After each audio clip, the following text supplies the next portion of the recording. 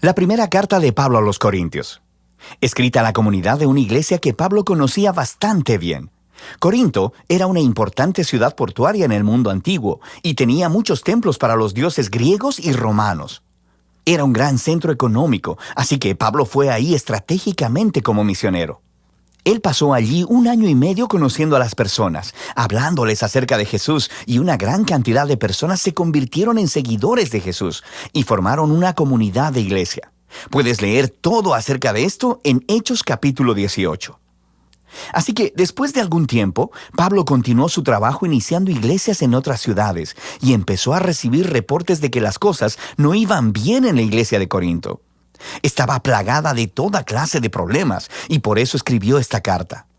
La carta está dividida en 5 partes principales y un saludo final. Y estas 5 secciones principales corresponden a 5 problemas principales que Pablo está tratando. Así que la carta está compuesta como una colección de ensayos breves sobre diferentes temas, pero estas son las ideas centrales que unen todas las piezas. De manera que esto es lo que él hace en cada sección. Describe el problema y siempre responde a ese problema con alguna parte de la historia del Evangelio, que es la buena nueva acerca de Jesús. Y luego les muestra cómo ellos en realidad no están viviendo conforme a lo que dicen creer. Así que esta carta trata de cómo aprender a pensar sobre cada área de la vida a través de los lentes del Evangelio. De manera que empecemos y veamos cómo lo hace. En los capítulos del 1 al 4, el problema es que existen divisiones en la iglesia. Hay algunos otros maestros que han pasado por la ciudad desde que Pablo se fuera. Un hombre llamado Apolos, luego Pedro, los miembros habían elegido a sus maestros favoritos y se habían convertido en fanáticos alrededor de esos líderes, empezando a hablar mal y a faltarle el respeto a los hermanos que favorecían a otro líder o maestro. Así que la respuesta de Pablo a esto es un poco sarcástica y aguda. Él les dice, ustedes deben estar bromeando. La iglesia no es un concurso de popularidad. La iglesia es la comunidad de personas que están centradas en Jesús. Sus líderes y maestros son simplemente siervos de Jesús. Así que, aunque puedes preferir a un líder más que a otro, no vale la pena que se dividan por ello, y con menos razón que hablen mal los unos de los otros. El centro de la iglesia es Jesús, las buenas nuevas sobre quién es Él y sobre lo que Él ha hecho. En los capítulos del 5 al 7, Pablo trata con un problema relacionado al sexo. Había varias personas acostándose con otros en la iglesia. Un hombre con su madrastra y otros todavía adoraban a los dioses griegos en los templos locales, acostándose con las prostitutas que trabajaban ahí. Y no solo eso, sino que había personas en la iglesia que decían que eso estaba bien. Ellos decían, «Hey, somos libres en Cristo, la gracia de Dios no tiene fin», ¿cierto? Entonces, no hay problema. Y Pablo dice que sí hay problema. Y con el Evangelio en la mano, les muestra qué tan equivocada está esa forma de pensar. Él les dice, recuerden que primero que nada, Jesús murió por sus pecados, incluyendo la ruina de las relaciones rotas causadas por la inmoralidad sexual. Así que, si eres cristiano, la integridad sexual es una de las principales formas en las que respondemos al amor y a la gracia de Jesús. Pablo también les recuerda que así como Jesús fue físicamente levantado de entre los muertos, nuestros cuerpos también lo serán. Lo que esto significa es que si tu cuerpo está siendo redimido por Jesús, tanto ahora como en el futuro, lo que haces con tu cuerpo sí importa. Importa mucho. Y tu cuerpo no es tuyo para que hagas con él lo que quieras. Pablo está siendo muy claro. Ser un seguidor de Jesús involucra no comprometer tu integridad sexual. En los capítulos del 8 al 10, el problema es sobre la comida. Pero no solo acerca de preferencias sobre la comida, como por ejemplo, ¿te gustan o no te gustan ciertos alimentos? El problema era que los corintios estaban divididos sobre el significado de la carne que procedía de animales sacrificados en los templos locales a los dioses griegos y romanos. Y había una división entre los cristianos judíos y los no judíos sobre cómo responder a este problema. Y una vez más, Pablo apela a algunas de las ideas centrales del Evangelio. Él dice que, antes que nada, nuestra lealtad es a Jesús como Señor y no a otros dioses. Así que, si estás en una situación en la que hay carne que ha sido dedicada a otros dioses y hay personas alrededor que podrían verte y concluir pensando, «Oh, mira a los cristianos, adoran a Jesús y también pueden adorar a otros dioses», Pablo dice que si esa es la situación, no comas la carne. Tu lealtad es a Jesús. Deberías amar a esas personas más que a ti mismo y no confundirlos.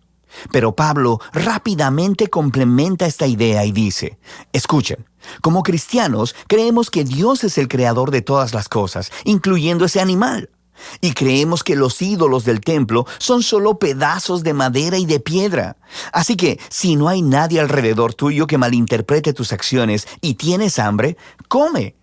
Como nueva persona en Cristo, eres libre de seguir tu conciencia en estas situaciones debatibles.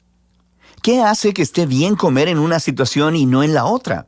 El principio central es el amor. El amor se negará a sí mismo y buscará el bien de los demás. Y el amor de Dios está en el centro del Evangelio. Amor es lo que Jesús hizo cuando murió por nosotros. Así que Pablo dice que eso es lo que los cristianos deben hacer por otras personas.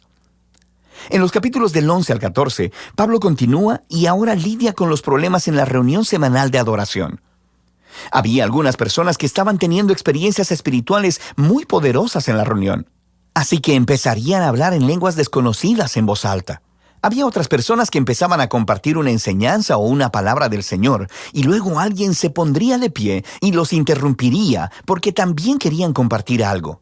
Y todo era muy caótico. Se estaba distrayendo a las personas, especialmente a los visitantes, de escuchar el Evangelio. Especialmente a los visitantes.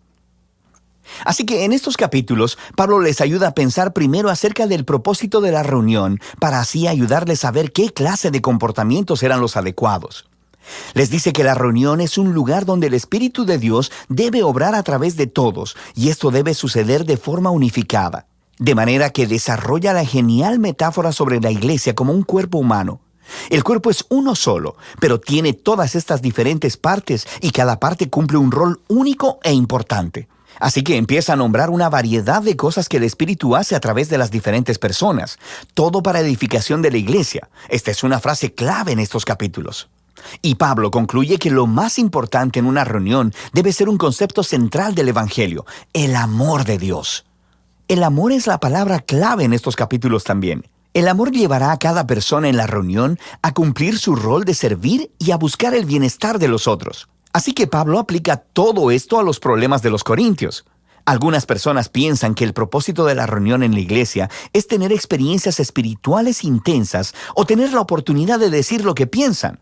Y Pablo dice, escuchen, a mí me encantan las experiencias poderosas de oración, pero si distraen a otras personas o las espantan, yo debería detenerme porque me estoy amando más a mí mismo que a esas personas. La reunión centrada en Jesús debería ser ordenada para que todos puedan aprender, cantar, adorar y escuchar a Dios cuando les hable. El último problema que Pablo aborda es el asunto de la resurrección y de la esperanza futura para los seguidores de Jesús. Había algunas personas en la iglesia que estaban diciendo que la idea de la resurrección es ridícula y no es realmente importante para los cristianos. Y Pablo reacciona fuertemente acerca de esto. Él comienza diciendo que la resurrección es una parte indispensable del Evangelio. Creemos en ella por los cientos de testigos oculares que vieron a Jesús vivo en un cuerpo físico después de haber sido ejecutado públicamente por los romanos. Si Jesús no se levantó de los muertos, dice Pablo, entonces su muerte fue insignificante. Todos estamos todavía perdidos en nuestros pecados y egoísmos, y deberíamos simplemente dejar de ser cristianos. Luego, Pablo muestra en detalle cómo la resurrección fue la victoria de Jesús sobre la muerte y la maldad, y cómo es una fuente de vida y poder para nosotros ahora en el presente, y cómo es una promesa de esperanza futura para todo el mundo. Es debido a la resurrección que tenemos una razón para unirnos alrededor de Jesús. Es la razón por la que tenemos una motivación para la integridad sexual. Es la fuente de poder para amar a otras personas más que a nosotros mismos. Y al final de todo, es nuestra esperanza para la victoria sobre la muerte. Así que Pablo concluye, creemos que Jesús fue levantado de entre los muertos, lo que significa que el Evangelio no es solo consejos morales o una receta para la espiritualidad privada. Es un anuncio acerca de Jesús, quien abre una realidad completamente nueva. Y de eso se trata Primera de Corintios, ver cada parte de la vida a través de los lentes del Evangelio.